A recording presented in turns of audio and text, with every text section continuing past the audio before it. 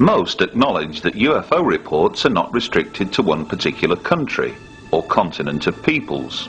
It is a global phenomenon, and those most closely affected by it, be they researchers or eyewitnesses, often come together at conferences staged throughout the world to share their views, information and knowledge. In December 1999, we journeyed to Acapulco in Mexico, a popular holiday resort on the Pacific coast, to participate in the last major conference of the old millennium. Countless holidaymakers flock to Acapulco from countries far and wide throughout the year, drawn by sun-drenched beaches, magnificent bays, and nightly festivities which are a throwback to ancient Mexican culture. But the main attraction of that December week was undoubtedly the Congreso Mundial OVNI, an event which saw several sparkling presentations by some of the best-known figures in international UFO research.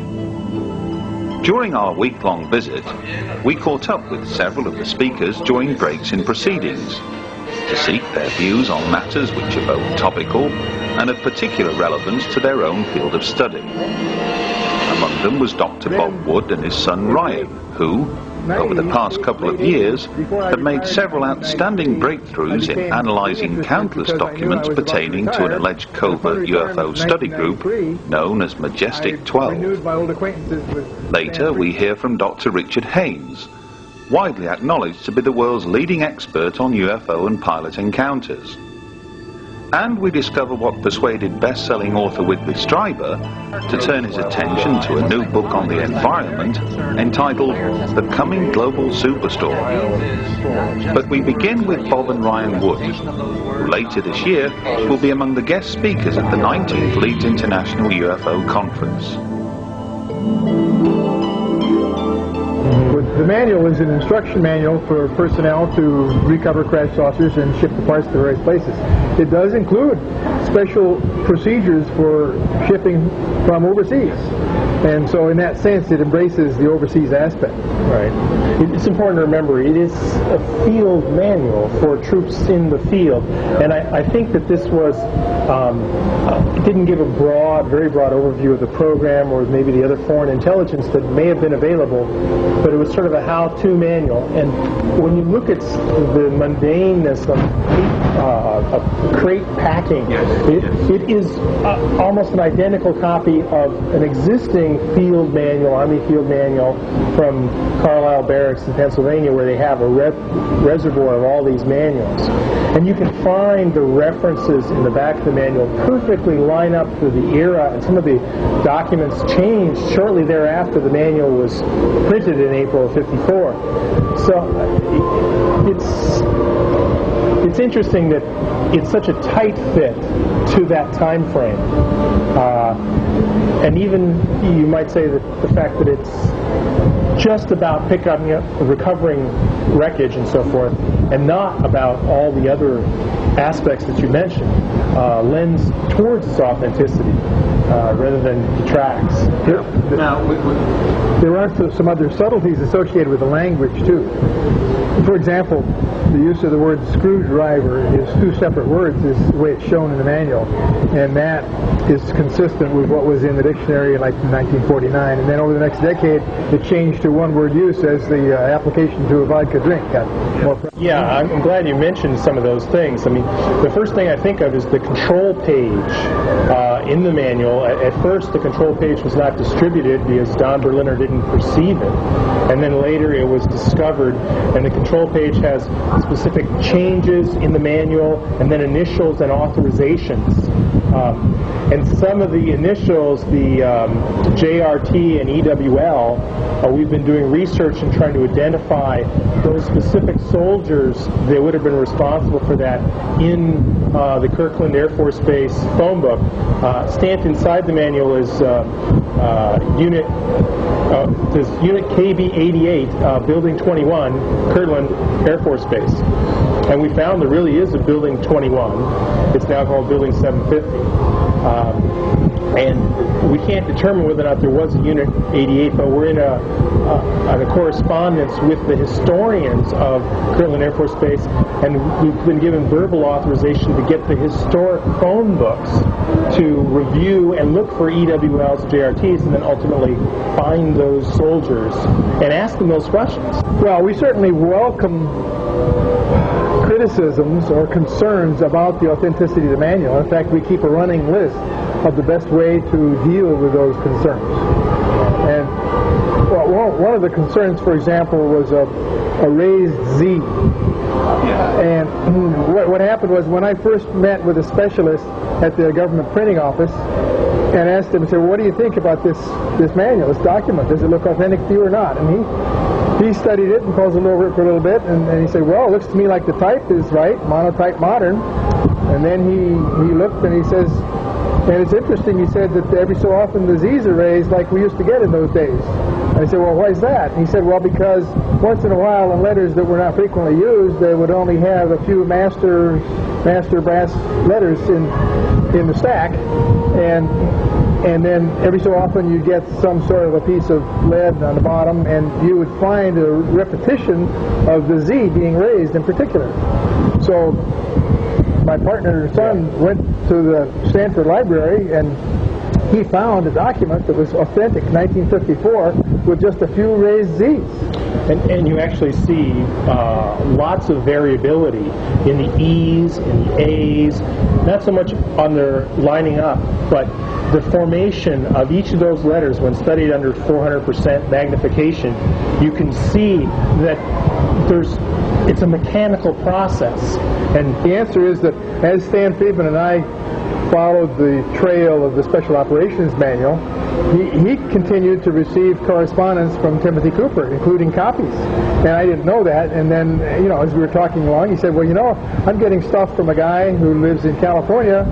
In fact, he says he lives a lot closer to you than I do, Big Bear Lake. Why don't you go up and visit it? So I called him and went to visit this guy, Tim Cooper. And he said that over all the years that he'd tried to get some interest from somebody in the UFO community, I was the first person to drive up the hill and say hello. So he was therefore motivated to exchange information, and after a couple of meetings with him myself, then Brian and I met with him together. We've probably had 6 visits, many dozens of hours. Yeah, 20 or 25 hours time with him. So Timothy Cooper's background is that he grew up in near Holloman Air Force Base in Alamogordo, and one of his close relatives was assigned there to work in the Army, and he had an unusual experience where he was asked apparently to run copies of a classified report which had to do with the crash recovery of a UFO. And he told this story to Timothy, and that caused Timothy to get some interest, so that as of 1988, Tim began to file Freedom of Information requests that ultimately transcended 12 different agencies. He has 5,000 pages of Freedom of Information request responses in his living room. Well, he basically has six different source elements. The first element was the Legionnaire. He met at the local Big Bear Legionnaire, who gave him the air accident report, which he later forwarded to Leo Stringfield, who published it in his book Status Report number 4, I believe. And then he had another source, a CIA archivist, who apparently contacted him and met him in person in a parking lot and handed over the Marilyn Monroe document, which mentions MJ-12 and the 5412 committee in the lower left-hand corner and signed by James Jesus Angleton. Now, was that an original document or was it a photocopy? Both are photocopies at present. And then the next source or rival was Cantwheel, the alias Thomas Cy Cantwheel, as we've I think Cy is his middle name or first name, but Thomas Cy Cantwell. And you got mailbox drops first, and then there was an in-person meeting with Tim. And then Salina. There were 3 mailbox drops and then a meeting. Right. Then Salina, the daughter of Cantwell, a year later, sort of, I believe after Cantwell passed away, sort of wrote a note and attached more documents and said, my father's dying wish to the effect is that you have these. And so they were delivered. And then finally, in 1999, on July 9th, he received a package from a source called S1 in the mail, and also a package from the source S2, which included a large manuscript that was originally unclassified, that was stamped Top Secret Magic.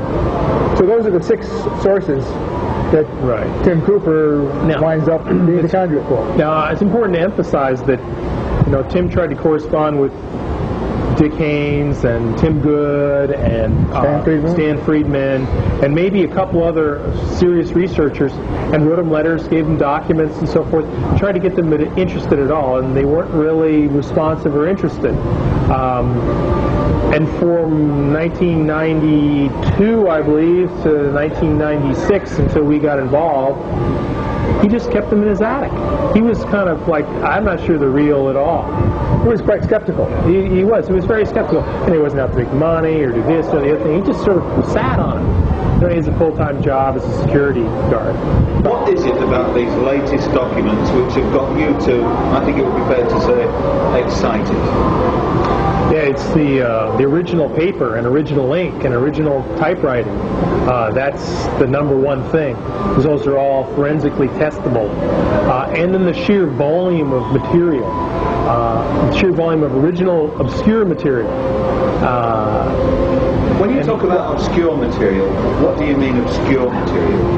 Well, things that you couldn't even contemplate fabricating unless you had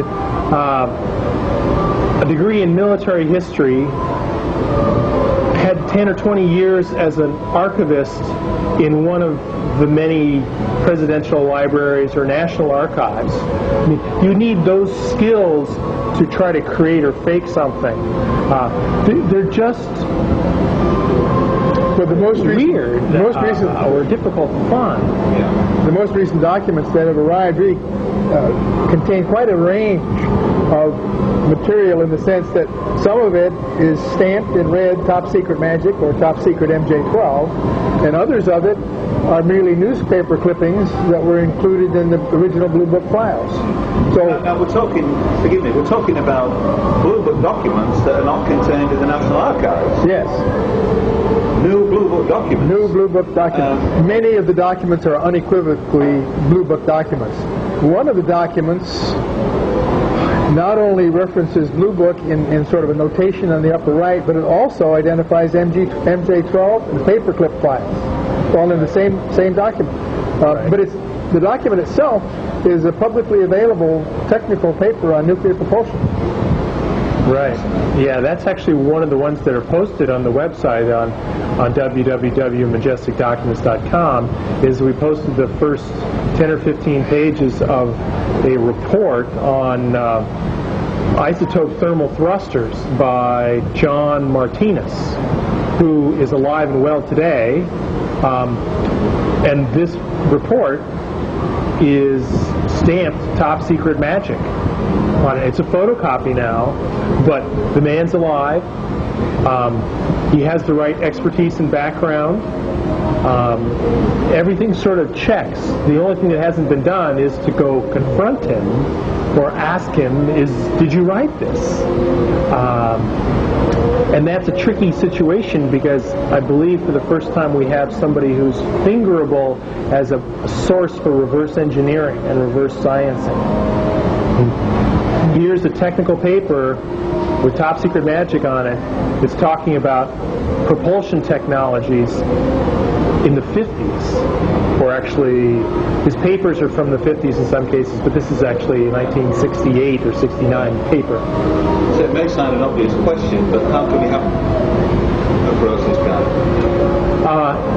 Well, the first thing he would do, suppose he's still cleared, he would call a security office and say, Bob and Ryan just came by to visit me and asked me about classified material.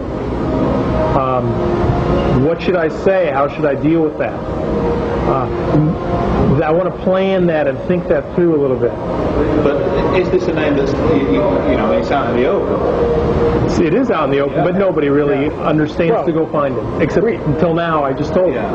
We have a long list of actions that we should be taking.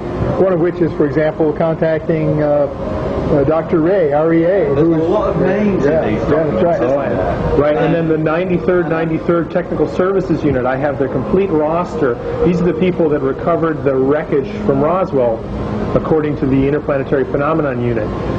Detachment 3 ran around, picked up all the wreckage and so forth.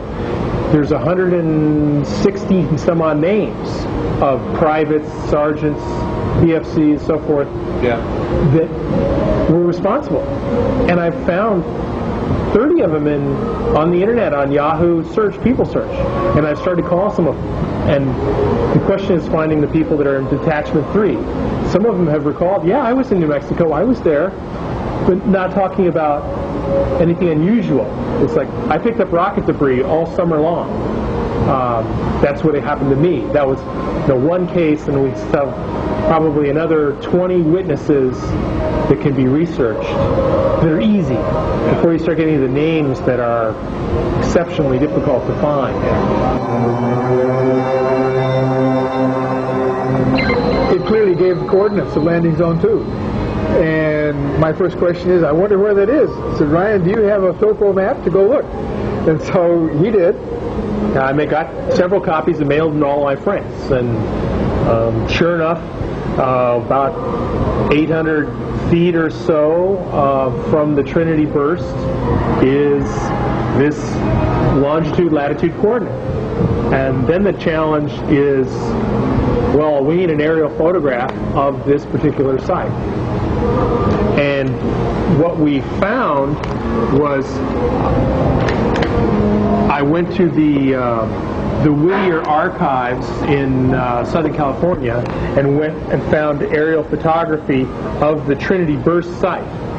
And this is the Trinity burst site in the center with a fence around it. This is dated September 23rd, 1948. You'll notice in the lower left there's also a small circle and a round zone around that. And that is the coordinates of LZ2. And I found this particular picture before the summer drops happened at all. I mean, like March or April of this year. And then later in the summer, we got a picture in a separate envelope that was this picture. And this picture is a leaked photograph from source S1 that shows a Trinity burst, a little 100-meter thing, and then a clear zone in that lower left-hand corner that has, more trampling and a bigger security circle around it. And so it's very interesting to note these two particular photographs, clearly showing that something happened. The next photograph we want to get is the one that's dated, June 30th, 1947, that there was nothing there. If the Majestic 12 documents turn out to be the real thing, then clearly elements of the United States Air Force will have had a prominent role in any decision-making process. Over the past 50 years, many Air Force pilots have submitted their own official accounts of UFO encounters. But it's not just military pilots who have attracted the keen interest of American researcher Richard Haynes. His interviews with civilian pilots and flight attendants have helped Richard amass a personal data bank comprising of over 3,000 UFO pilot reports. It is, by far and away, the largest collection of its kind in the world.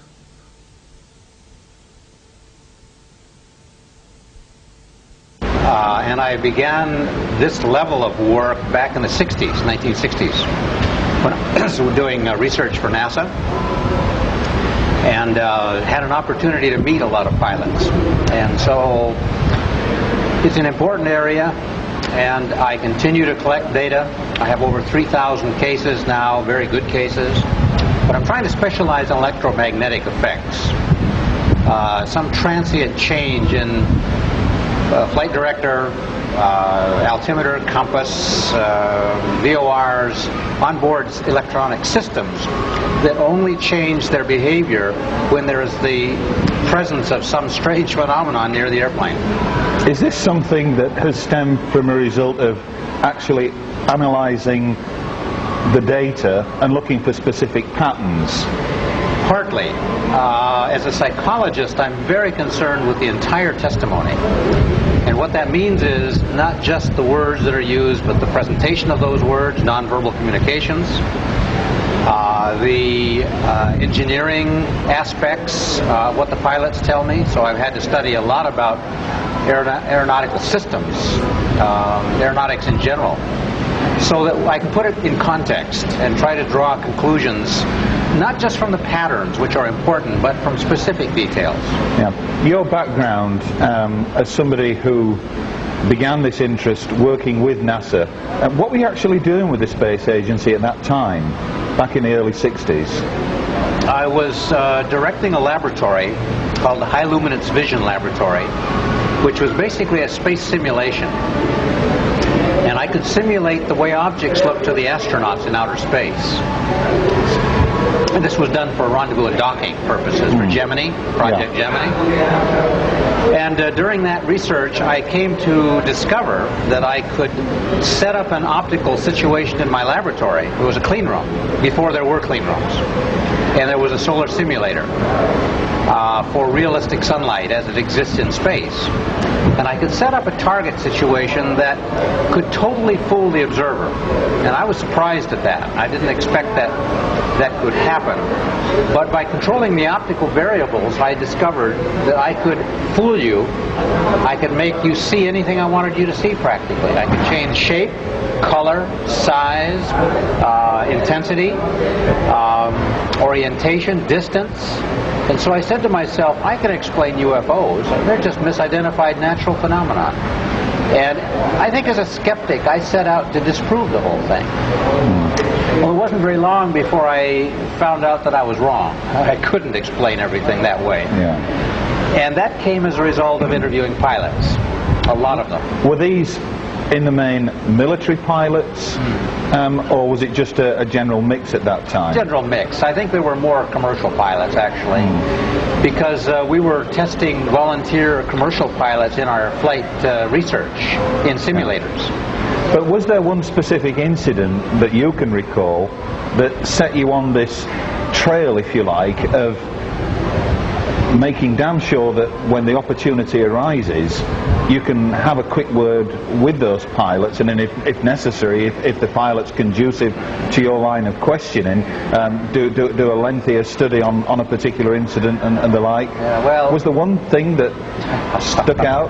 I wish I could say yes, but my conversion was slow and gradual, because I'm a skeptical, kind of a stubborn person. Yeah. And I had to let the data speak for itself, and the data came in bits and pieces. So it isn't any one case, although there are many spectacular single cases that I've looked at. It's the constellation. It's the message that is embedded in many, many high-quality cases from pilots. As I fly commercial around the world, I try to make it a point to talk with the flight crew, both the flight attendants in the back and the flight crew up front. And I must say that I'm getting about 15 to 20%. Really? Roughly 1 out of 5 people I talk with say yes, they've had a strange sighting. That doesn't mean that it's a, quote, traditional UFO, but it's something they couldn't identify. Yeah. And with their experience, that's significant, you see. I will share one that took place over Lake Michigan on an L-1011 filled with passengers on July 4th, 1979, I think it was. I don't remember the year, very frankly, because I have so many. It's hard to remember them. But they were on autopilot at cruise altitude, cruise speed. The sun is above them and slightly behind them. And the captain told me, face to face, sitting in the cockpit of this airplane later on when we reconstructed the whole event, that he was sitting back in his seat with his hands behind his head, just, nobody's flying the airplane, it's flying itself. Sure. His co-pilot is turned in his seat looking behind him to the flight engineer talking about something. And the sky is blue and no cloud up ahead. Well, Captain Schultz told me that suddenly something caught his attention out to the left about 30 degrees of straight ahead and 30 degrees above the horizon. And so he concentrated on it, and he said it appeared very quickly full size. It did not appear as a point and enlarge. That's important. He said it was as if the object had broken through the atmosphere, because as it appeared full size, little radiating lines seemed to appear like stress cracks. He took a paper napkin that he had in the cockpit, and he had me hold two corners, and he held two corners, and he pushed his thumb through the middle like he was demonstrating this effect. Well, he said, "What's that?" He thought he'd have a mid-air collision. He was quite concerned. His first officer turned in his seat and could see it. I talked to both of them and got the same story. The object was silvery, reflected sunlight the way polished metal would, came down in altitude to his altitude, did a high-speed turn, I calculated about 30 Gs, roughly, and about 1,000 miles an hour towards him, about 1,000 miles an hour going away in a climb, which is significant. And as it's leaving, it leaves a wispy, dark smoke trail behind it. He didn't see it coming. He said that he immediately radioed the Milwaukee center, flight traffic control, and said, "Do you have any other traffic up here with us?" And they checked their radar and said, "No, we have nobody up here." And he didn't report it, obviously. I met a Soviet fighter pilot who'd retired by the time I met him. This was approximately 1995, 94 that I met him. And he came to Novosibirsk, where I was lecturing at the university there, to meet me from Chelyabinsk. And because he had this story to tell, and he couldn't find anyone to tell it to. So I'd been there from America, and so he came over. Well, he was in a Czechoslovak two-place trainer, but he was alone in the cockpit, doing acrobatic training. It was a clear, sunny day, very cold, as you might imagine, in the Ural region. Well, he was doing acrobatic loops, vertical loops. And as he would come over the top and start down the other side, he was generally in the northerly direction. And the city of Chelyabinsk, which is about 1.5 million people, was to the north of him. And he said on three of these loops, and as he got to the top of this loop and looked almost level now in the northerly direction, here was a very long, grayish cigar just hovering out there in front of him. Well, he was flabbergasted. I mean, he was shocked. He doesn't speak a word of English, and so it was all in Russian. And he said to me that it didn't move, as far as he could tell. There was no background to compare, actually. But he was surprised it was above the city, because there was a lot of air defense at that time. This was before Perestroika. And he did 3 of these loops, and each time it was in the same place, and he radioed the field where he had taken off from, which was to the south and east of the city, quite a ways. "Do you have anything on radar?" And they checked, nothing on radar. So they said, "Come back and land. Don't stay up there." He had no weapons on board the plane. It was just a training flight. So he did. He immediately went back. As he's getting ready to land, which must have been 10 minutes later, approximately, he happens to touch his face. He's wearing a leather flight helmet, no goggles, so it's unexposed around his eyes, and an oxygen mask. He gave me the oxygen mask as a souvenir. He said, I happened to touch my eye region, my nose, above where it was protected, and I couldn't feel anything. I was anesthetized. And he used the Russian word for cork. He said my skin felt hard and puffy, and I had no sensation there, like cork. So he landed. He's getting a little concerned, right? Got out of the airplane, went right to the dispensary, to the doctor. The doctor examined him and said, "You have some sort of burns, skin burns. Come back and see me in a day if they don't repair." Well, he said for about 2.5 to 3 weeks, his skin right in this open region here puffed out, he said, about 1/2 inch. Well, I talked to his wife when I was visiting years later in Chelyabinsk, and she backed up the story. She used her own words, but it backed up the story. She was scared. Some sort of radiation she was concerned about. And eventually, after 2-3 weeks, it goes back to normal, and there's nothing remaining, by the way, today. He was very concerned, as you might imagine. And I said, "Would you be willing to let me hypnotize you?" And this is only the second time I've had a pilot agree. And so in Russian, would you believe, I hypnotized this Russian pilot, the Soviet pilot, and he comes out with more details under hypnosis, which tells me that it's a valid technique, and I can't bias him in any significant way because I don't know that cockpit that well. Later on, I studied the cockpit and the flight performance of the aircraft, and I can tell you the wavelength transmission of the windows, because I'm concerned of how many seconds he was exposed, assuming it was from that object. What is the radiation dose falling on the skin that would produce that level of effect, even though we don't know what it is. It was edema. It was a water buildup, but we don't understand the hardness, the cork effect, let's call it. It was a very interesting case from the Soviet Union.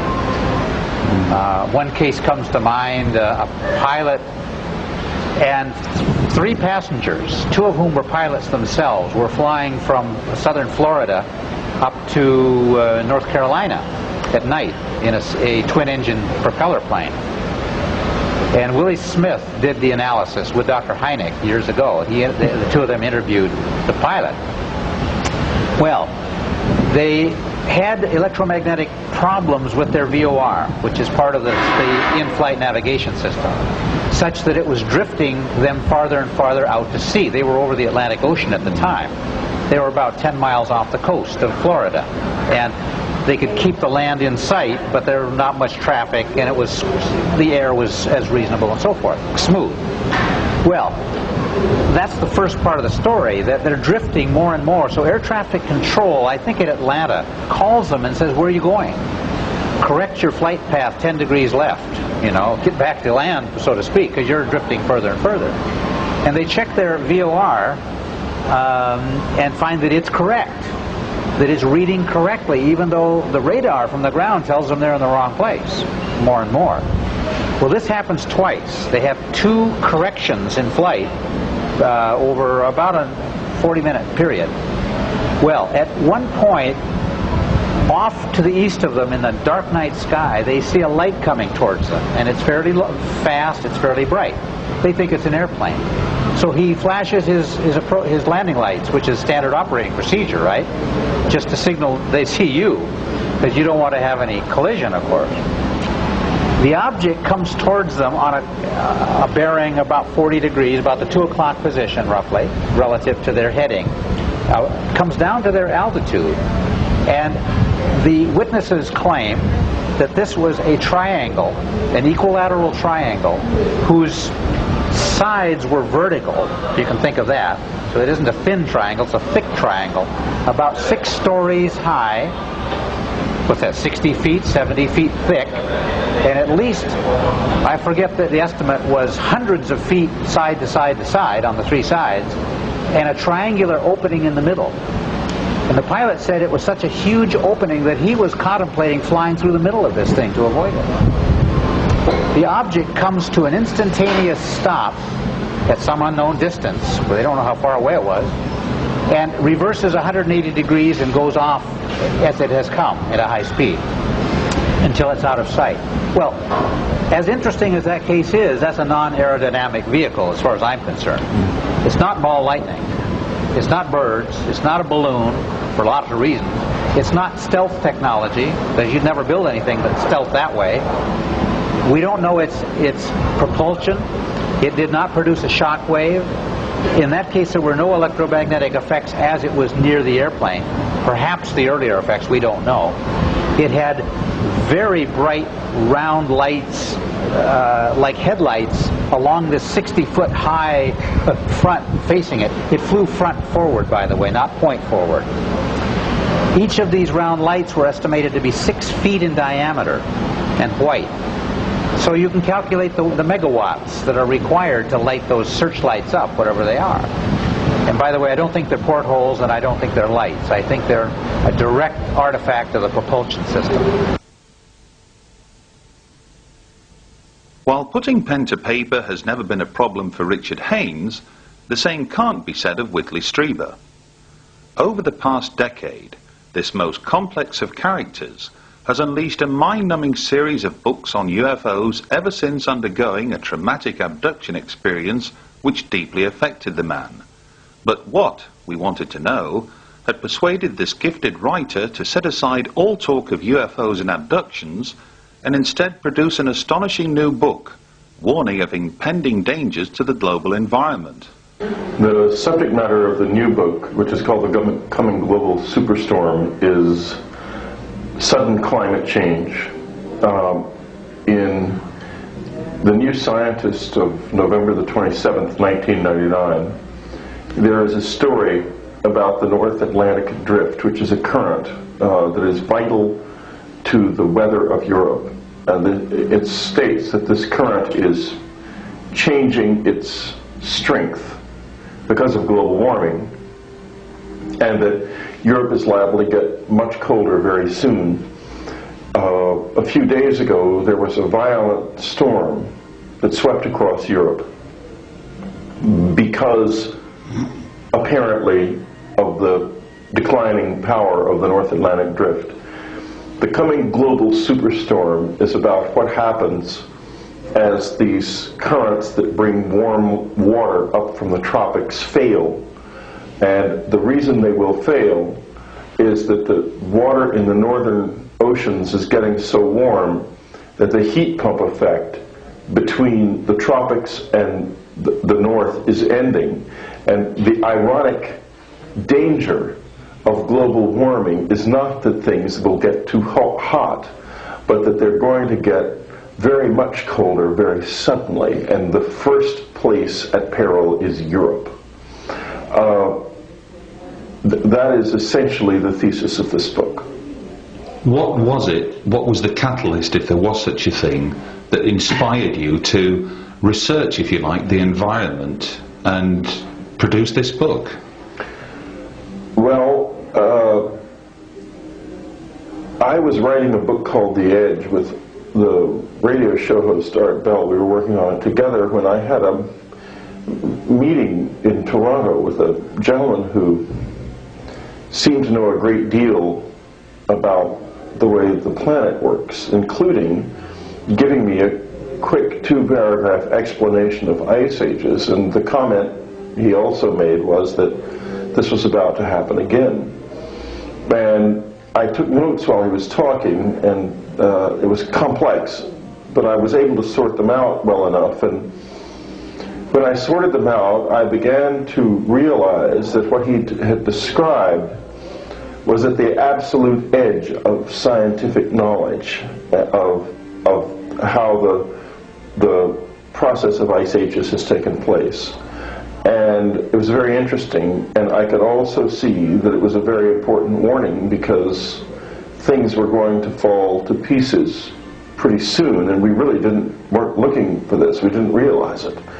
So Art and I decided to change the subject of the book and write about this. This gentleman that I met came to my room in the middle of the night at 3 o'clock in the morning, and he seemed as human as you and me. He just was terribly brilliant. And there were many, many other things that he spoke about as well that I thought were richly insightful. It was a marvelous meeting, and that was where it started.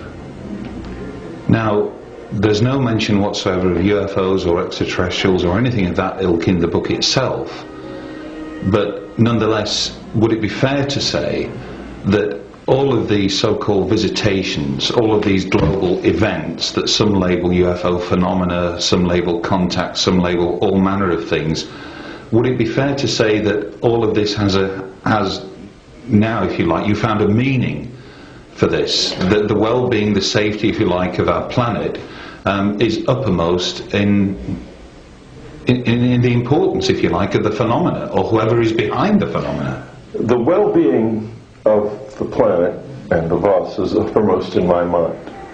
I have taken from my experiences whatever I could to serve that, including trying to understand whether or not there really are aliens here. I tried hard to find this man, to understand who he was and how he had gotten to where I was in the middle of the night, when there was no one except just 3 or 4 people who even knew where I was. I was unable to do so. I consider him to be in some way connected with the phenomenon, but I don't know how. He seemed totally human. Good evening, Acapulco. Buenas noches, Acapulco. The UFO Congress in Acapulco was a memorable event, made all the more so after the Pope gave his personal blessing to the organizers, through his close friend and Catholic Church theologian, Monsignor Corrado Balducci, the same Pope who only a year before had travelled to Mexico City and been greeted not just by millions on the ground below, but an extraordinary fleet of spheres which appeared directly overhead.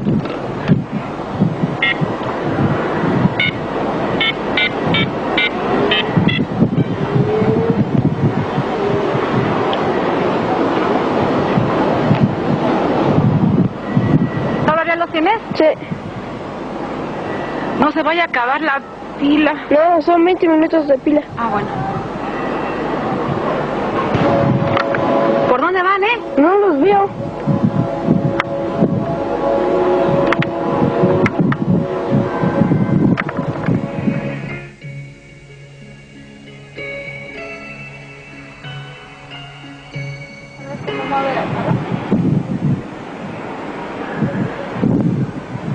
Son tres esferas. For years, skeptics and debunkers, and indeed some UFO researchers, have poured scorn on the so-called fleets. They insist that the sphere-like objects are nothing more than balloons. However, during our visit to Acapulco, Russell Callahan stumbled across a little-known but crucial fact that belies this argument. Well, here we are putting the final touches to another edition of UFO's Hard Evidence. And just reflecting on what Graham had to say there, the trip to Acapulco was indeed fantastic. It was a privilege to be invited there to speak. We actually showed the Mexican people some of the NASA footage that has got people talking across the globe, really, by way of a thank you. Let's be honest now, Mexico has provided some of the best rational UFO footage and images and accounts for the last 10 years from anywhere else on the world, and it's Jaime Maussan who's been instrumental in making sure that this stuff goes out to people. We've done our bit, we've made sure that people see what Jaime's been presenting. Now, some people will have different feelings on some of the Mexican footage. For instance, we saw there Roman Catholic city, a Roman Catholic country. Mexico City alone has 22 million people. 98% of those are Roman Catholics. The Pope's visit was important and it meant a lot to those people. Shall we say that the fact that footage was recorded on the day of the Pope's visit isn't surprising. The Catholic Church, as we've seen in earlier editions of UFO's Hard Evidence and of course in the magazine, are embracing the subject in Mexico City. The word UFO is in the Vatican's own directory, and Monsignor Corrado Balducci seems to be at ease with the subject with the Mexican people. So much so that when we stood there on the Wednesday night and heard Corrado Balducci deliver the Pope's personal blessing on the Congress and wishing it success and happiness to the people who were there, it's a milestone that wasn't talked about anywhere other than in Mexico. Surely that should make the news, you know, but that's another story. What we're talking about is, are these fleets the real McCoy? Are they balloons? Are they hoaxes? Are they stars? Well, the stars for me, no. The skeptics seem to hang on to anything and everything that's feasible. Stars can't be stars in the daylight. These things are moving about, for goodness sake. Look closely at the footage. They don't move in the same direction. These things wander around each other. The formations change, especially this one on the day of the Pope's arrival. The formations are constantly changing. Birds don't fly like that. Birds tend to stay together and move together. And if we watch carefully, we can see that there's different motion, different speeds within the actual fleet or flotilla or whatever you'd like to refer to it as. We don't know what they are. One thing that I'm fast becoming to accept that they aren't are balloons. Now, we've heard over the years, and last year there was some remarkable footage shot in the south of England that the people at the television company who recorded this footage didn't want to share it with anyone, so the only people who saw it were those fortunate to be in the south of England on the night of the newscast, or if someone's been fortunate to see a recording of this thing. Leading researchers in this country turn around and say, oh, these are just balloons. Well, Mexico City is a little bit different. This country, 600-700 feet above sea level is the norm. The high peaks up on the moors of Yorkshire and up in the Cumbrian mountains, 1,100 feet above sea level. That's nothing. You know, Mexico City is thousands and thousands of meters above sea. Staying with Jaime, who lives in Mexico City itself, I can tell you climbing the stairs to bed on a night was something of a task. You know, the breath is drawn away from you. It took me 5 or 7 days just to be able to feel comfortable with the high altitude and the low air content, or the low oxygen content within the air. This poses a problem for things like this. During the Congress, a young man was there every day with this Corona advertising blimp, advertising the Congress, but he was tethered. And I thought, well, surely they're going to fly this darn thing. It was beautiful weather, you know, it was 90 degrees in the shade, there wasn't a breath of wind, there shouldn't have been problems. I spoke to him, and in broken English he explained quite simply that the problem is the altitude in Mexico, more so Mexico City than Acapulco, because Acapulco is only a few hundred feet above the sea, but the quality of helium gas that's to go into these things to fill them makes the expense enormous to fill one of these blimps with high quality helium to get lift. Because of the altitude of Mexico City, even when we get these things buoyant, he described them as being lazy. They fly very lazily in the sky. Yes, children's balloons are available. We've seen the cartoon characters, the little silver balloons, and I've seen them where people have let go of them, and they don't achieve a great height. These things seem to saunter about at 10-15 feet above the ground and end up getting caught in the electricity cables that are only maybe 20 feet above the road. Now that's due quite simply to the atmosphere, the air conditions in Mexico City. Again, very high altitude, very thin air, the helium just can't lift the balloons, and to say that a fleet of balloons could be released, hundreds of balloons, in the Pope's image we've counted 50 different things there, 50 different images. If this was the case, and these things are flying at several thousand feet, the volume of helium gas and the expense of helium gas to fill these balloons to achieve this sort of lift would put you in the category of paying somewhere around about 15 or 20 pounds a balloon. Mexican people don't earn that in a week. Ask yourself the question, are they going to pay that for a balloon? No. I do not think these are balloons. As we approached the dawn of a new millennium, something else of potentially huge importance was taking place on the other side of the world. On the 26th of December, The Phenomena exhibition opened its doors at the Fremantle passenger terminal near Perth, Western Australia. Some 2 years into planning and a solid year in the making, the organisers of Phenomena intend to clone the exhibition and, through a worldwide franchising operation, help further educate tens of millions as to the reality of this subject. Occupying some 12,000 square feet of space and employing some of the very latest visual and display technology, the exhibition is composed of several pods, each comprising of a particular theme. UFO magazine has worked closely with the exhibition organisers during the past 2 years and made a sizable contribution in terms of literature, fact-finding, images and videotape material. Elsewhere, Dr. Roger Lear has supported the venture by kindly donating some of his prized surgically removed implants, while a mysterious sphere that fell to Earth in Mexico several years ago was loaned by Jaime Maussan and housed in an impressive glass casing. So join with us now as we wander through this truly unique exhibition, one that will reopen its doors in Sydney later in the year and later appear in towns and cities across the globe.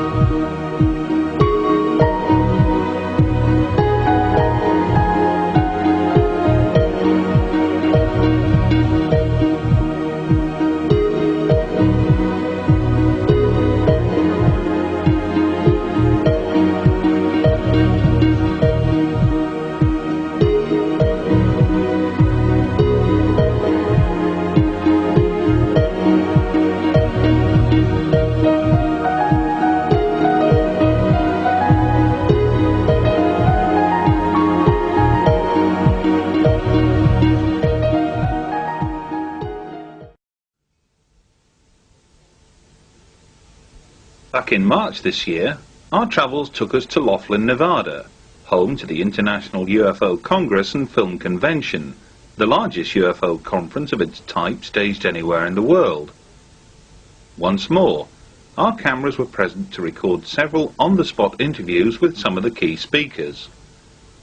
Larry Warren is no stranger to UK shores, but did he have anything new to add to those events he first described in his book Left at East Gate, which claimed among other things that a UFO appeared over Rendlesham Forest in December 1980. Cameras and such like were taken into the woods over this period of time, but nobody until now has ever seen any images.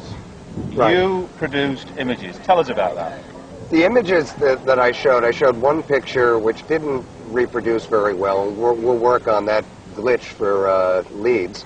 And sorted out by then, but what happened to me since our book came out, and of course we really did have a great deal of success as far as it reaching people in England, them feeling empowered that this event is your Roswell, and it is something not to be ashamed of or not look at. It's something to really sink your teeth into and get involved. Well, having a book come out, and with the advent of the internet, and which I'm not up on unfortunately yet, a lot of witnesses that went through these events had no idea that word one had been mentioned about it. They went on with their careers. They retired. And in the last few years, 5 years or so, we've seen most of the people I was with either long out of the military, starting to see this stuff come up on their computers, or seeing the book on television, Bent Waters, my God, it's out. Or on the internet, easily accessing it, because there's the Bent Waters alumni site, people that were stationed there over a 40-year period. And they're starting to see, well, this the UFO thing, it's out, and then they found it. What happened to Peter and I is that through our publisher, back when they did cooperate with us and before they decided to keep the book sales, is that we would get letters forwarded to us. And many times they're from regular folks that come to these conferences. And more often than not, I started to find they were from very key players in this event that were higher ranked than I or equivalent rank. Some were friends, some I knew peripherally, saying, "Good for you, glad you did it." A few were, I have to be honest, saying, "Well, I don't remember any of this." A number of them were, "My God, it filled in the gap because I couldn't get off my post that night." But it also countered, and will counter over this next year, is that I've been accused of it all. We all know this, but over the years, people have said that there was a rumor mill, and so anyone could have picked up on this information. It will be very apparent to people over the next year that there was no rumor mill when people that worked on our flight that didn't get out there had no idea what had happened at all. It was that clamped down, like some senior people said. I got a letter, first of all, that said, "I want to thank you for what you did." This is leading to the pictures. They came out, and this gentleman said to me, and I'm holding his name right now because he's not sure what he would like to actually be dealing with this. I said, "I don't know if I'm too controversial. I shouldn't be the guy." His view, counter view on that is that I've done this from the beginning. He's watched it develop. He said, "No matter what they do to you, you keep coming back." He has children. He has a lot to lose. He's an executive now. He took these pictures, as he told me. I have all of it in his own handwriting. I even have the negatives, the original negatives, that can be analyzed and will. I've sat on these for 2 years. Even my dear co-author, Pete, has been very nervous about these, has been, I think, frightened of them. I have shown a few people, and over the years, I think it's one more nail in the coffin. Oh, Jesus, this guy might be right, for God's sake, and a lot of people don't want that to be. I don't want to be right. I want to know what happened to me. He told me I have these pictures, and I'm like, "Look, I'm not even an expert on this. I have enough to deal with on my plate." And basically, this guy was involved on the first night, snapped pictures with a Canon camera that was in the back of a law enforcement car for accident investigation. And he took the film. They encountered, this is literally when they were thinking they were encountering a crashed plane, started taking pictures of this triangular object, as described, as seen in some of the reports that are coming out from the next day now. Same lighting configuration. It has density to the triangle, a black triangle. Doesn't look like what I saw on the 2 nights later at all. It really doesn't. But it does match exactly the verbal descriptions and written descriptions of the gentleman on the first night. And he did something quite unique with the film. Amazing. What he did, knowing he was higher ranked and had been in the game, knew this was extreme significance. These gentlemen did experience missing time, which they're having a great deal of problems with. These people are now seeking out UFO or experiencer-friendly therapists to heal some things that are in their lives, the memories. He took the film. What he did is that with his knowledge of this, he said, "This film, it will never be seen again."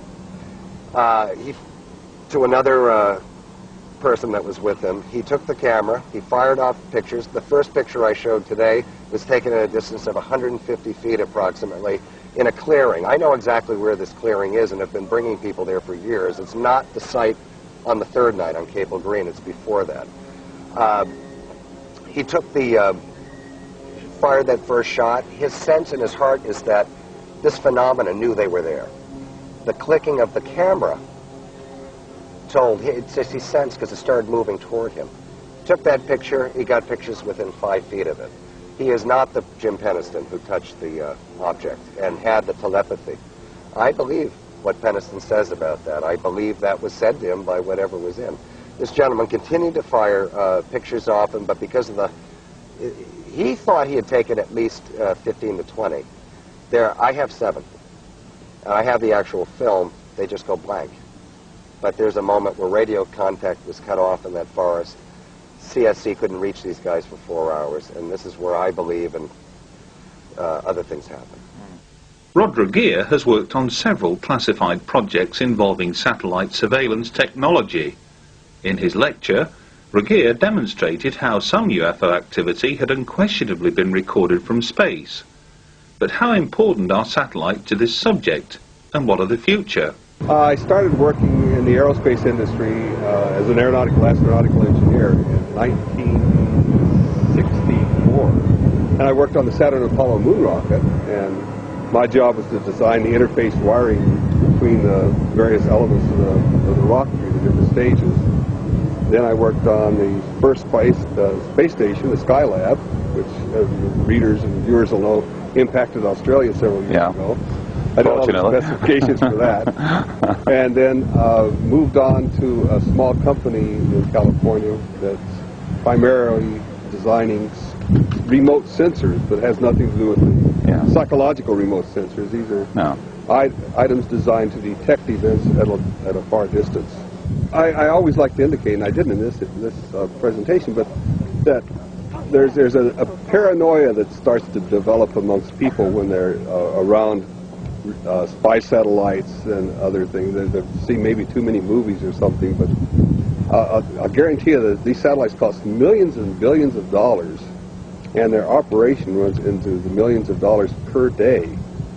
Our 15 minutes of satellite data is a computer printout a little over 6 inches thick, of which we have technicians wade through it to get some of the items that don't pass muster, so to speak, in the first breath.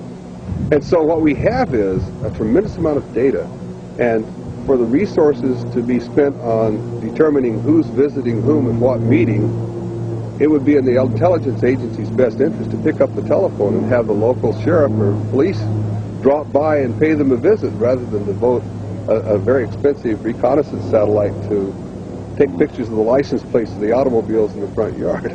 So, when viewing conditions are right, we can read the newspaper that's on the front yard of somebody's house from deep space. We can do that, and we've been able to do that for years. More important, though, is we can also use these for beneficial measures that beyond the surreptitious observation of our neighbors, and that is to look out to exploit mineral deposits, find oil fields, look at pollution tracking. For law enforcement, we can track vehicles that may present a problem to us. We can watch troop movements. We can see refugees and maybe allocate resources. We can look for crop failures. You liken this to possibly the major event in terms of credibility of eyewitness reports, in terms of the data and the like. How significant do you think it is, therefore, that we have corroboration, if you like, from an American reconnaissance satellite that something was over Tehran at that time?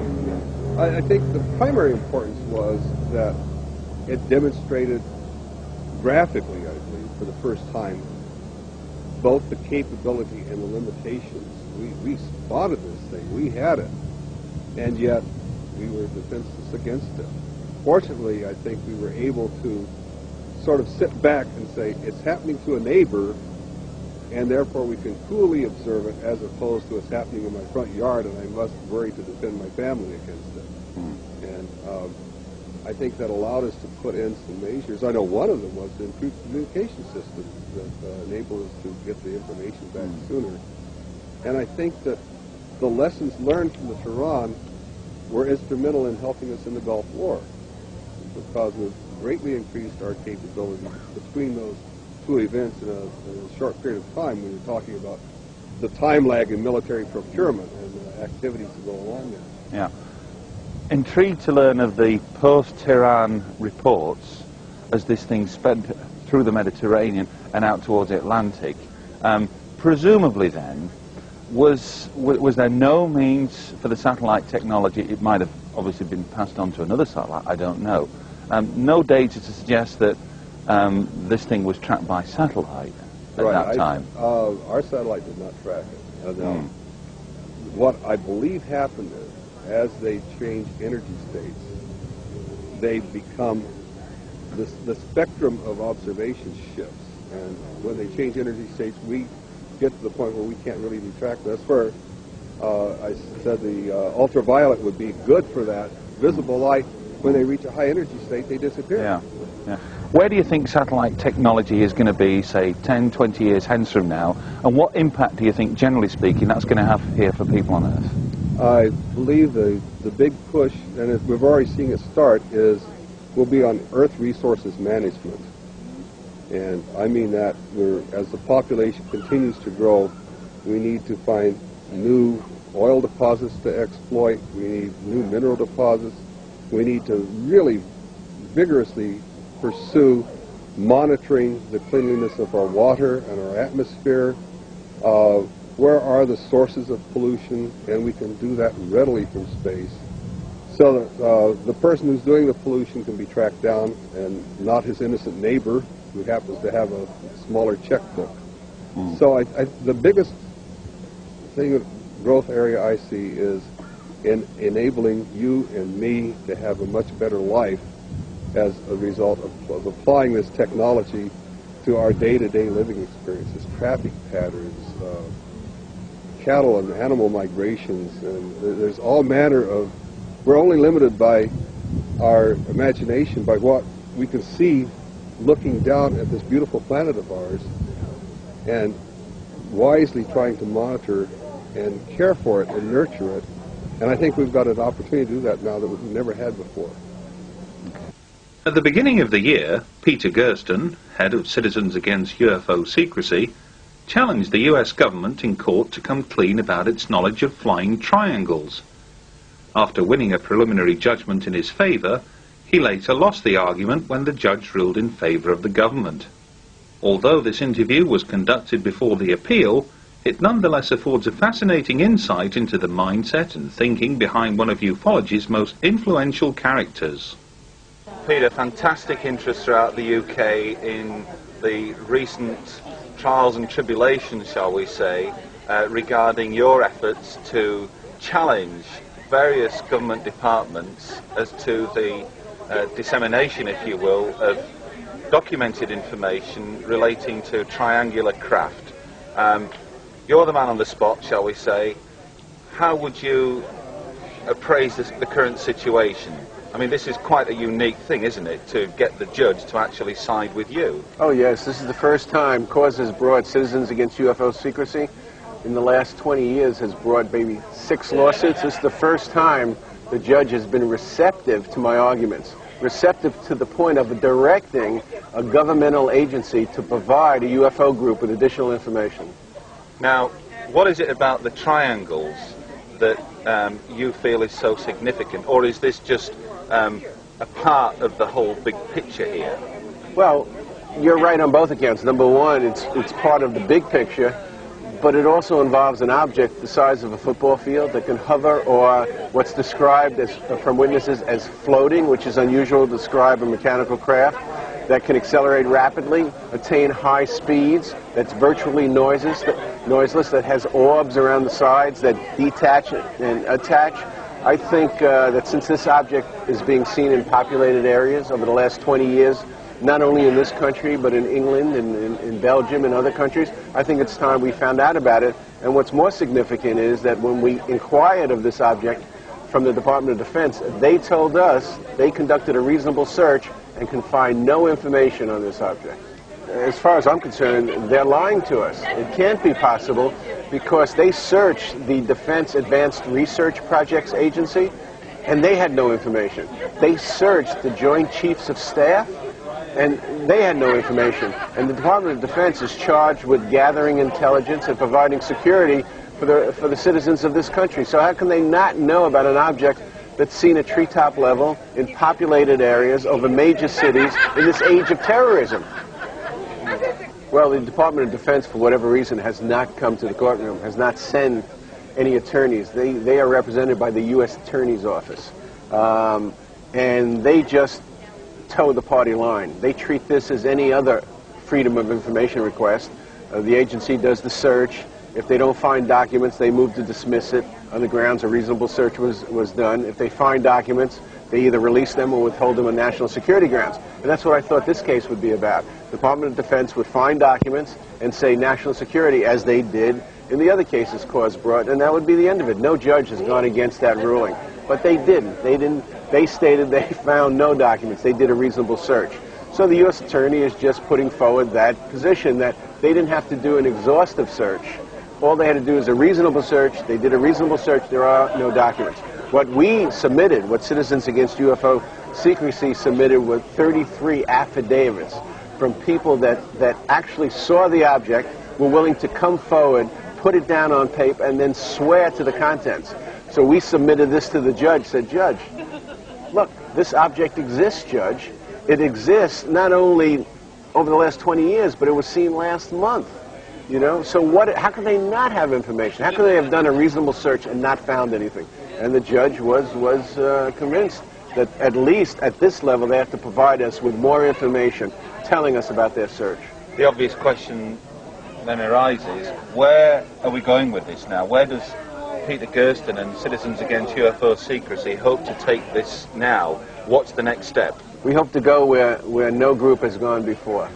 We hope to go into the darkest recesses of these governmental agencies to search for the truth and to end the secrecy.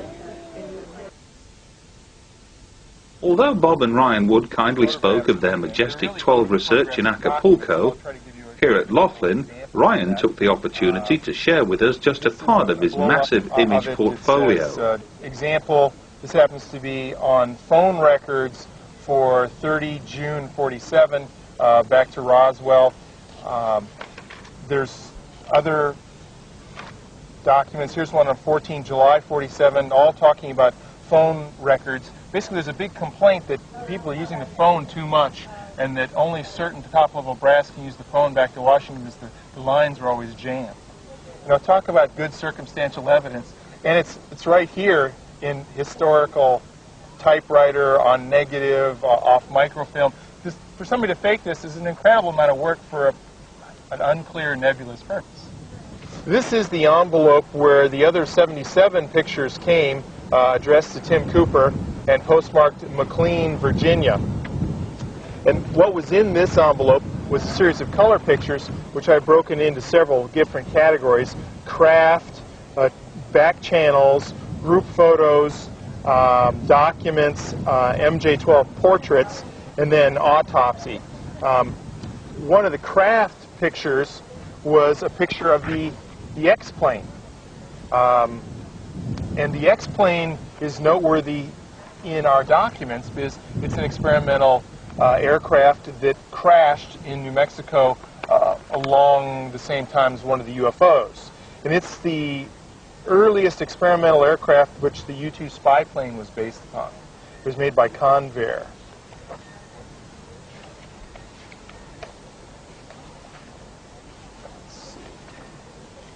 I'll mention this one for a second. This is a unusual looking craft that says DOD video, and what I just realized really after watching Wendell Stevens give his talk is that this looks very similar to the egg beater type craft that was near Area 51, or was alleged to come from Area 51, with these funny looking protrusions. So I think that this is actually a U.S. built craft of some sort and not extraterrestrial. And that brings up a whole new thought in my mind of, am I getting junk along with... This is a picture of sort of an unknown object.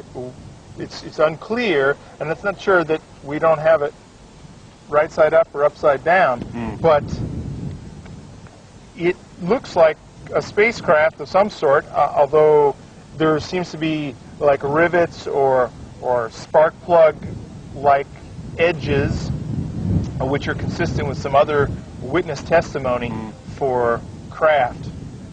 A couple of Russian or KGB officers, an MJ-12 back channel. We don't know his name.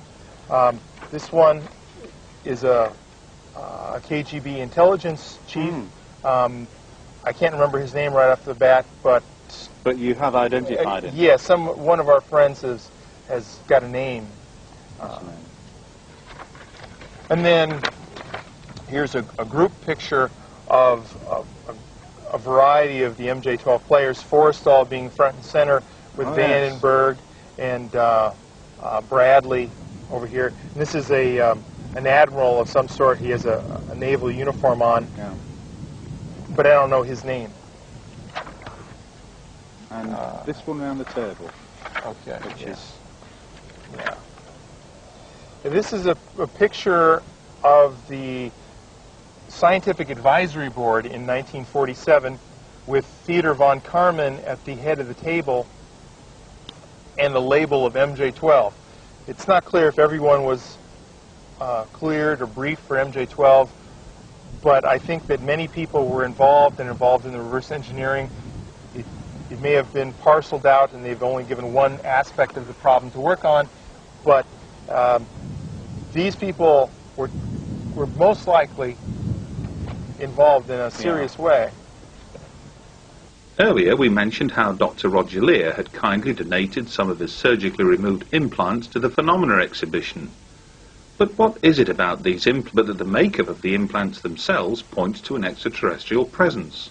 Well, I was the one performing the first surgery because it was a foot case, and the general surgeon then acted as my assistant. In doing so, I was the one that did the active probing through the tissues to look for the object, and he, for example, as an assistant does, uses the retractors to hold the wound open and assist me with light and advice. One surprise came during this portion of the surgery when I touched something hard and the patient jerked her foot off the table, came out of the hypnoanesthesia, and just cried out in excruciating pain. This was a very big surprise because just for the anesthesia that I had in the toe alone, she should have felt absolutely nothing. Now, I always look for rational, normal answers to these things, and I felt that one of the things that could have possibly happened was that in touching something, I might have, let's say, pulled on some major nerve trunk that was outside the field of anesthesia. And sometimes that happens, and so although it was a big surprise, it wasn't thoroughly in the realm of impossibility. So though Darrell had reintroduced the hypnoanesthesia, I called for more local, we put in more anesthesia. I was the one with the forceps, as you say, to initially grab the object in its jaws and to get it loosened from the surrounding tissue and removed it. And at that point, the patient also had a rather violent objection and felt discomfort. When I took it out and I put it on a white 4x4 gauze sponge and I looked at it, I was absolutely amazed because I had never seen anything like this in 30-some-odd years of surgery. And when you look at the general surgeon's clinical history too, he was just as amazed because he'd never seen anything that looked like that either. The next step was to ascertain as much information that we could from the material at hand. And the material at hand consisted of two types of material. One was the metallic portion of the implant, and one was the biological portion. Then we could say that the biological portion also was subdivided into two portions. The tissue that I had removed that surrounded the area where the implant was in, and the tissue that composed the membrane itself. So our first concern was the tissue that surrounded the implant. That's the first thing that went out for analysis. That's the first thing that I got reports on. That is the first thing that probably pushed me over the edge from a consummate skeptic to a maybe strange. How so? Because we found two things in the surgical pathology, came back separately. They were only told, laboratories were only told, that this was soft tissue surrounding a foreign body and the place that it was taken from. The primary concern of a laboratory when receiving a soft tissue specimen today is whether it's malignant or benign. That's their primary interest. And so, first of all, they came back, the tissue was benign. There was nothing there to indicate any kind of malignancy, no tumor-type tissue. Next thing what we found was that the tissue contained no evidence of an inflammatory response. And when I saw this, I read the first report, I said, gee, this is weird, what kind of a fluke is this? And thinking to myself, this lady must be a very strange lady because she doesn't react to inflammation when she gets something in her body. Individual thing, individual anomaly. Strange, but could happen. Then I read the second pathology report, which came back on the gentleman with the object and the hand, and again, in different language, different words, but saying the same thing, no inflammatory response. And I said, wait a minute. 2 individuals? Oh, there's something very strange here. Then the second strange thing we found, that in both individuals, these areas were loaded with what are called nerve proprioceptors, little special sensor organs of nerves in tissue where it is not anatomically correct to be. Anatomically, if we look at the body, or we look at the chart, or we look at a copy of Gray's Anatomy, or if you do surgery for 30 years, there's areas in the body where structures are constant. In other words, if you opened up a toe, you would expect to find bone. You would expect to find muscle. You would expect to find some blood supply. You would expect to find some nerve supply. Nerves and specialized nerve tissue run in the areas where they're supposed to be anatomically correct. If you look in a book, this is the training. Most human beings, if we open them up, certain areas of the body, all the anatomical structures will be the same. So that's actually what allows surgery to take place. We don't expect to open a chest and in one individual find the heart 2/3 on the right and 1/3 on the left. It's always 2/3 on the left, 1/3 on the right. The tissues where these objects came out of were sort of a fatty, fibrous, cushioning type of tissue, deep down next to a bone. These are not places where you find specialized end organs for nerves. It was found that if the objects were taken out of the blood serum solution and dried, the membrane became brittle and lost its tensile strength. And then you could take any sharp instrument and cut through it, scrape it off the metal that was within. And when we first did that, we found out that there was 2 pieces of metal that composed the T-shaped object, not one. But it would be impossible to know that as it came out of the body because you could not move one little metal member on the other. It would not move. It was wrapped so tightly with this membrane structure, one piece of metal would not move upon the other. So that's how we got it off, and that's the next step, was that we took pieces of the membrane and we sent that for analysis. The results of the membrane analysis, again, was one of the many surprises now, one piled upon another, which propelled me into an area that I wound up in today. The membrane was composed of only 3 simple human biological substances. One is called a protein coagulum, which just means that it's protein derived from clotted blood. That's the bulk. And in this bulk, if you look at it under the microscope, you see some brown granules that look like raisins. And these brown granules were subjected to an iron stain. And it came back positive, and it was determined then that these brown granules was a substance called hemosiderin. And hemosiderin is an iron pigment. And it's oxygen-binding pigment, the cousin of which is hemoglobin, which is in the red cells. It's the carrier transport mechanism for oxygen about the body. Then the third and the last thing that we found were strands of keratin. And keratin makes up the outer layer of your skin, makes up your fingernails, toenails, your hair, and the first few layers of the cornea of the eye. And those are the only places you find keratin on the body. Now, there is a pathological situation. In other words, abnormal physiology is pathology. There are abnormal situations where you can find a process occurring in deep tissues of the body called keratinization. In other words, things can be coated with keratin. And we don't know why that occurs, but it's some sort of a genetic anomaly. But this was not keratinization. This was actually keratin strands that were in this membrane. And after learning that, I went into the medical school textbooks at Stanford, Harvard University, George Washington School of Medicine on the computer and tried to see if there was something listed in the pathology books that I was not aware of, or something that may have been discovered for my 30 years of practice that I did not know. And I was unable to find anything that had ever been removed from the human body that was composed of these three substances.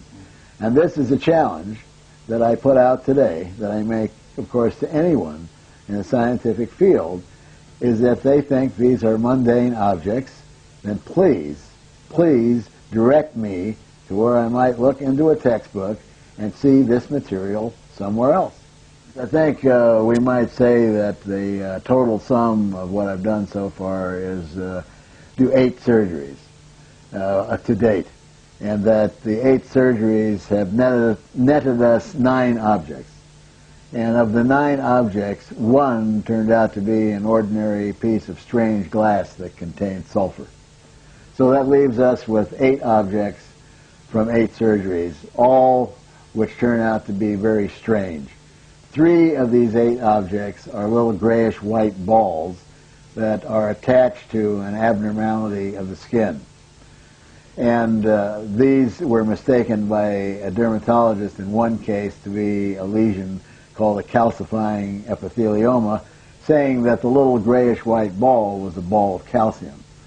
This was one of the first specimens that went into the National Institute for Discovery Science, and it turned out to have 21 different elements, and none was calcium. The information on the other balls, we are just starting now to get that information in because of the lack of funding and the cost of these tests. Now, the other 5 objects are all metal objects and all covered with this very strange membrane. 3 of the 5 objects are little cantaloupe seed-shaped affairs, and once the membrane is removed, there's a little metallic rod inside. The other one that was removed from the toe of the lady was a T-shaped object which contained 2 little metallic rods, one butted against the other. And the last one was a metallic triangle that was removed from a gentleman's jaw, also covered with this very strange membrane. Now, the first set of results came because the National Institute for Discovery Science had sent some of these metallic objects to Los Alamos National Labs. Los Alamos did a comprehensive examination with an electron microscope and told us what elements were in the metal rods. And at the end of their report, they merely suggested more research, more tests should be done. At that point, we knew we didn't have an ordinary piece of wood or a twig. We knew that a prestigious laboratory such as Los Alamos would not say go do further testing if they had an ordinary mundane object. So the objects then went back to NIDS, and from NIDS they went out to New Mexico Tech, which is another world-class laboratory, and an entire battery of metallurgical examinations were performed. The results, their conclusion was that these were objects that were most likely samples of meteorites. And they were not told the origin. The laboratories were never told whether these fell off an ostrich's feather or whether it was found on the bottom of the ocean. So we know, without a doubt, since there is no skin abnormalities with metallic objects, no scar, no visible port of entry, we certainly know that the lady did not step on a meteorite and the gentleman didn't whack one with the back of his hand. Finally, to top off the metallurgical testing, tests were run at the University of California, and the researcher there determined that some of the metals, some of the elements in these objects contain non-carbon extraterrestrial isotopic ratios, which means they don't come from this Earth. By this time, I don't think that I could have had any further surprises that would push me farther over the edge than I already was. This was the icing on the cake. This then meant that we were proposing the most profound question that could absolutely be proposed to mankind, and that is, people who allege alien abduction wind up with objects in their body that contain extraterrestrial isotopic ratios.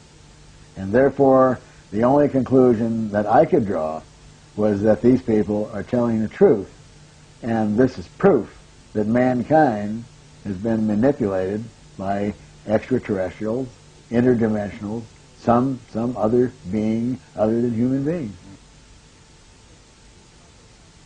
To end this edition of UFO's Hard Evidence, here's a look at some recent and not so recent video footage gleaned from UFO enthusiasts around the world. Until the next time, thanks for watching, and we look forward to the pleasure of your company again in the not too distant future.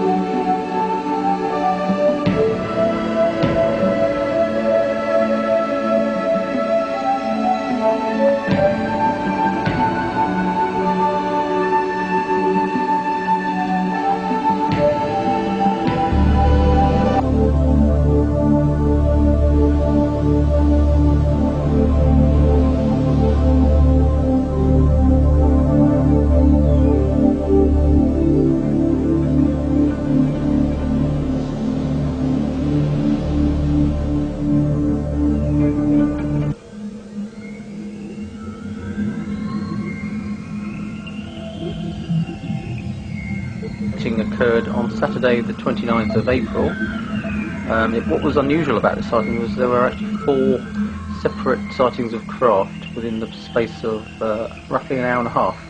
This first piece of video you can see here shows a UFO with an aircraft in its very immediate vicinity. The aircraft seems to be above the cloud because it gets obscured behind the cloud.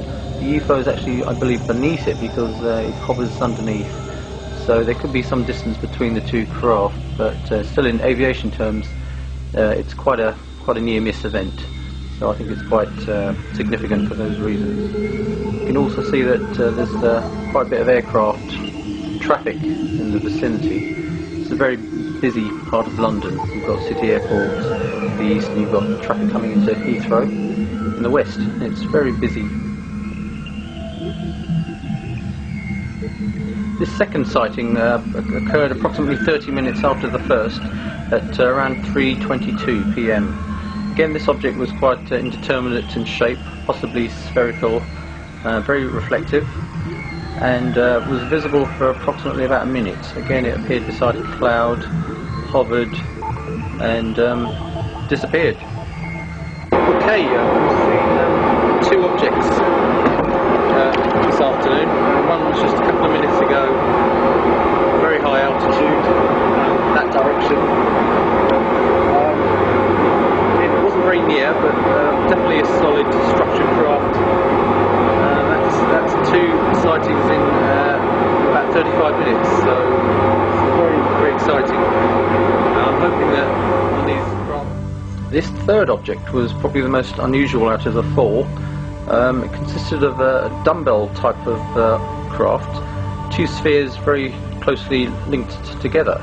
As you'll be able to see from the video, there seems to be a kind of rotation going on with these 2 objects, and you'll also notice the top of the spheres seems to blink in and out of visibility, very unusual. Again, suggests that this isn't a balloon or 2 balloons strung together, because again, it's swaying on a particular axis, and if these were balloons being buffeted around by the wind, you wouldn't really expect this kind of uniform rotation going on. I believe that personally this is some kind of dumbbell craft that is actually coming in and out of our dimensional plane, if you like. God knows what the physics involved is, but you know, one minute you can see this object, and the next minute it's kind of hazy. This final object appeared at approximately 4:20, roughly 35 minutes after the dumbbell craft. Again, it just appeared from out of the blue. What's interesting about this object is that it seems to hug the contour of the clouds. Now, it seems to me that it's definitely under intelligent control. If it were a balloon, you'd expect it to just be blown around randomly in the sky, but it's actually following the contour of this cloud as if to keep itself concealed from inquisitive eyes. This whole event drew to a close roughly about 4:25. So we're talking about an hour and a half in which 4 craft appeared at separate times. Again, this is sets a precedent for me. I think it's very significant that these craft are appearing in greater numbers and more often. I think there's definite hint that this is an attempt at communication by the occupants or the pilots of these objects.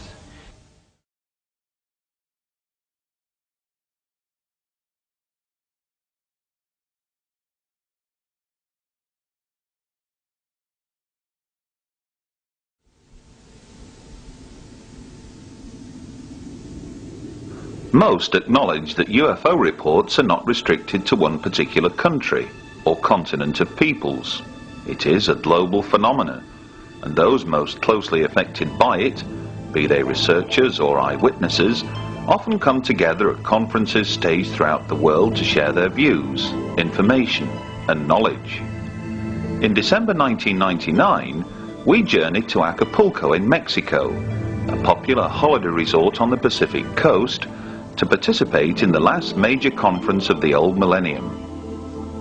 Countless holidaymakers flock to Acapulco from countries far and wide throughout the year, drawn by sun-drenched beaches, magnificent bays, and nightly festivities which are a throwback to ancient Mexican culture.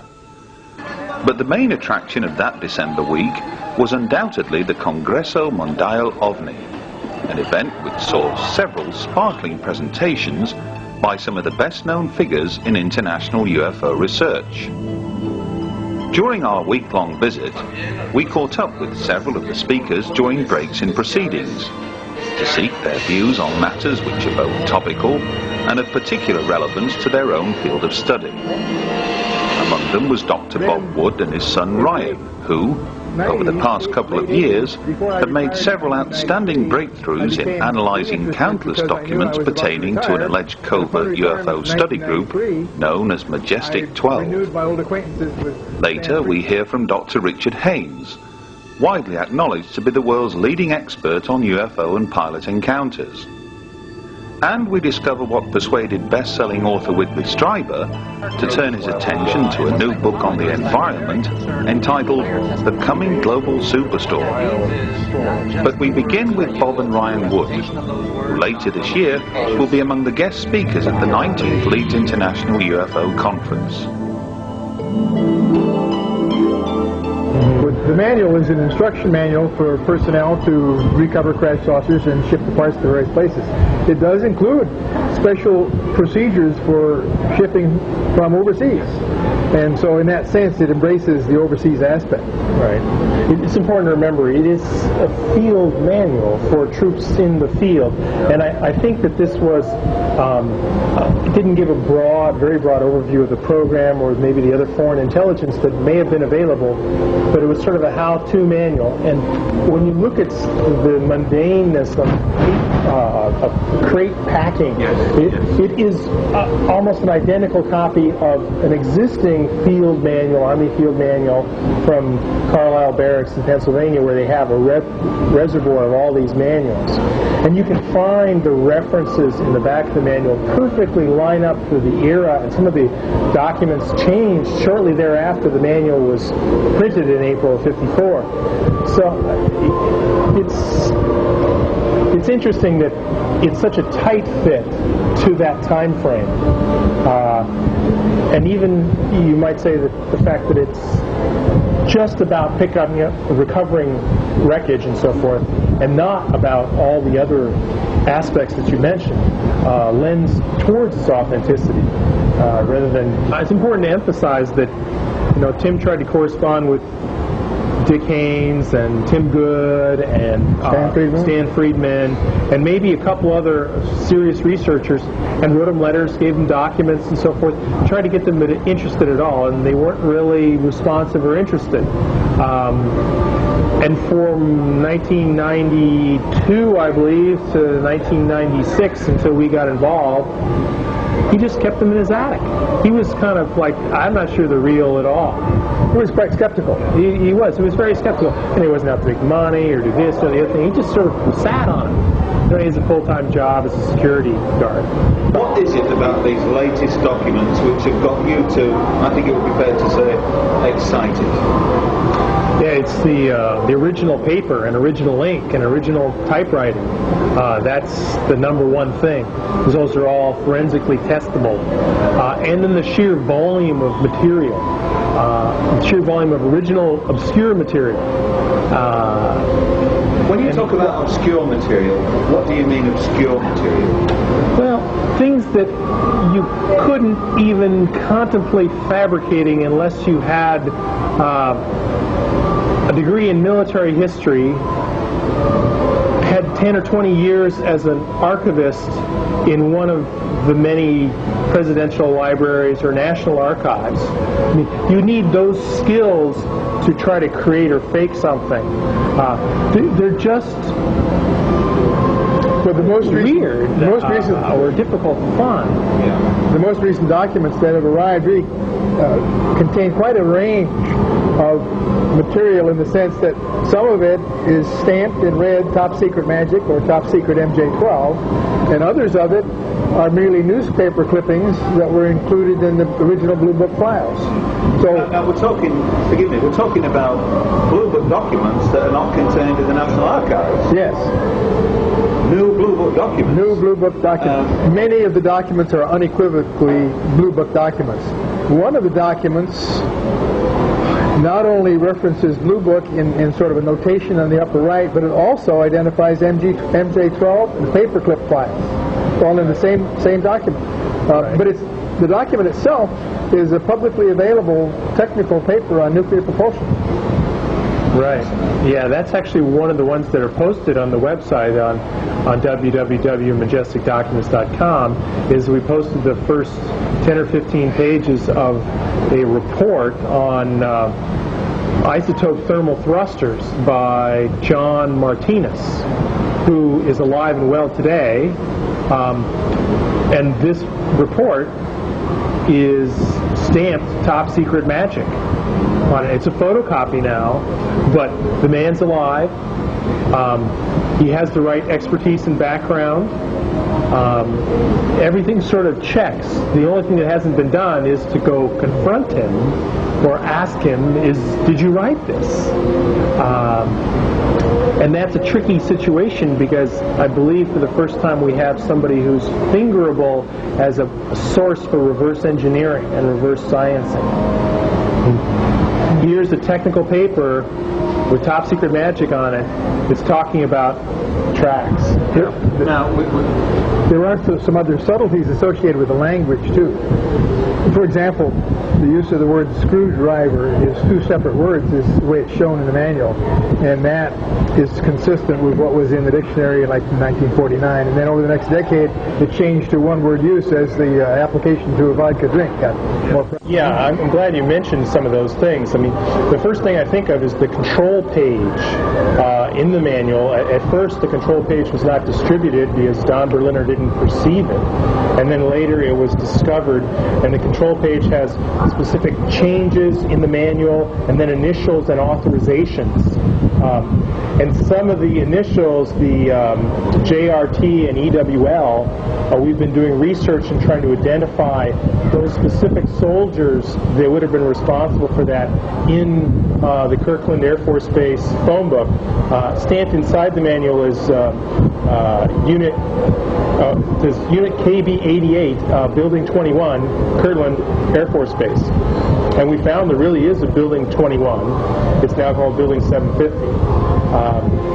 And we can't determine whether or not there was a Unit 88, but we're in a correspondence with the historians of Kirtland Air Force Base, and we've been given verbal authorization to get the historic phone books to review and look for EWLs and JRTs, and then ultimately find those soldiers and ask them those questions. Well, we certainly welcome criticisms or concerns about the authenticity of the manual. In fact, we keep a running list of the best way to deal with those concerns. And well, one of the concerns, for example, was a raised Z. And what happened was, when I first met with a specialist at the government printing office and asked him, I said, well, what do you think about this manual, this document? Does it look authentic to you or not? And he studied it and puzzled over it for a little bit, and he said, well, it looks to me like the type is right, monotype modern. And then he looked and he says, and it's interesting, he said that every so often the Z's are raised like we used to get in those days. And I said, well, why is that? And he said, well, because once in a while in letters that were not frequently used, they would only have a few master brass letters in the stack, and then every so often you get some sort of a piece of lead on the bottom, and you would find a repetition of the Z being raised in particular. So my partner's son went to the Stanford Library, and he found a document that was authentic, 1954, with just a few raised Z's. And you actually see lots of variability in the E's, in the A's, not so much on their lining up, but the formation of each of those letters when studied under 400% magnification. You can see that it's a mechanical process. And the answer is that as Stan Friedman and I followed the trail of the Special Operations Manual, he continued to receive correspondence from Timothy Cooper, including copies. And I didn't know that. And then, as we were talking along, he said, well, I'm getting stuff from a guy who lives in California. In fact, he says he lives a lot closer to you than I do, Big Bear Lake. Why don't you go up and visit him? So I called him and went to visit this guy, Tim Cooper. And he said that over all the years that he'd tried to get some interest from somebody in the UFO community, I was the first person to drive up the hill and say hello. So he was therefore motivated to exchange information, and after a couple of meetings with him myself, then Brian and I met with him together. We've probably had 6 visits, many dozens of hours. Yeah, 20 or 25 hours time with him. So Timothy Cooper's background is that he grew up in near Holloman Air Force Base in Alamogordo, and one of his close relatives was assigned there to work in the Army, and he had an unusual experience where he was asked apparently to run copies of a classified report which had to do with the crash recovery of the UFO. And he told this story to Timothy, and that caused Timothy to get some interest, so that as of 1988, Tim began to file Freedom of Information requests that ultimately transcended 12 different agencies. He has 5,000 pages of Freedom of Information request responses in his living room. Well, he basically has six different source elements. The first element was the Legionnaire. He met at the local Big Bear Legionnaire, who gave him the air accident report, which he later forwarded to Leo Stringfield, who published it in his book, Status Report number 4, I believe. And then he had another source, a CIA archivist, who apparently contacted him and met him in person in a parking lot and handed over the Marilyn Monroe document, which mentions MJ-12 and the 5412 committee in the lower left-hand corner and signed by James Jesus Angleton. Now, was that an original document or was it a photocopy? Both are photocopies at present. And then the next source or rival was Cantwheel, the alias Thomas Cy Cantwheel, as we've come. I think Cy is his middle name or first name, but Thomas Cy Cantwheel. And you got mailbox drops first, and then there was an in-person meeting with Tim. And then Salina. There were 3 mailbox drops and then a meeting. Right. Then Salina, the daughter of Cantwheel, a year later, sort of, I believe after Cantwheel passed away, sort of wrote a note and attached more documents and said, my father's dying wish to the effect is that you have these. And so they were delivered. And then finally, in 1999, on July 9th, he received a package from a source called S1 in the mail, and also a package from the source S2, which included a large manuscript that was originally unclassified, that was stamped top secret magic. So those are the 6 sources that Tim Cooper winds up being the conduit for. Now, propulsion technologies in the 50s, or actually, his papers are from the 50s in some cases, but this is actually 1968 or 69 paper. So it may sound an obvious question, but how can we have a frozen sky? Well, the first thing he would do, suppose he's still cleared, he would call a security office and say, Bob and Ryan just came by to visit me and asked me about classified material. What should I say? How should I deal with that? I want to plan that and think that through a little bit. But is this a name that's, it's out in the open? It is out in the open, but nobody really understands to go find it. Except until now, I just told you. We have a long list of actions that we should be taking, one of which is, for example, contacting Dr. Ray, REA. There's a lot of names in these documents. That's right. Right, and then the 93rd Technical Services Unit, I have their complete roster. These are the people that recovered the wreckage from Roswell, according to the Interplanetary Phenomenon Unit. Detachment 3 ran around, picked up all the wreckage and so forth.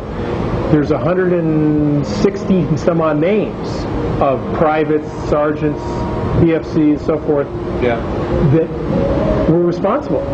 And I found 30 of them on the internet, on Yahoo search, people search. And I started to call some of them.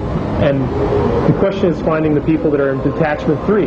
Some of them have recalled, yeah, I was in New Mexico, I was there, but not talking about anything unusual. It's like, I picked up rocket debris all summer long. That's what happened to me. That was one case, and we still have probably another 20 witnesses that can be researched that are easy before you start getting the names that are exceptionally difficult to find. It clearly gave the coordinates of landing zone 2. And my first question is, I wonder where that is. I said, Ryan, do you have a topo map to go look? And so he did. I got several copies and mailed them to all my friends. And sure enough, about 800 feet or so from the Trinity burst is this longitude-latitude coordinate. And then the challenge is, well, we need an aerial photograph of this particular site. And what we found was, I went to the Whittier Archives in Southern California and went and found aerial photography of the Trinity burst site. And this is the Trinity burst site in the center with a fence around it. This is dated September 23rd, 1948. You'll notice in the lower left there's also a small circle and a round zone around that. And that is the coordinates of LZ2. And I found this particular picture before the summer drops happened at all. I mean, like March or April of this year. And then later in the summer, we got a picture in a separate envelope that was this picture. And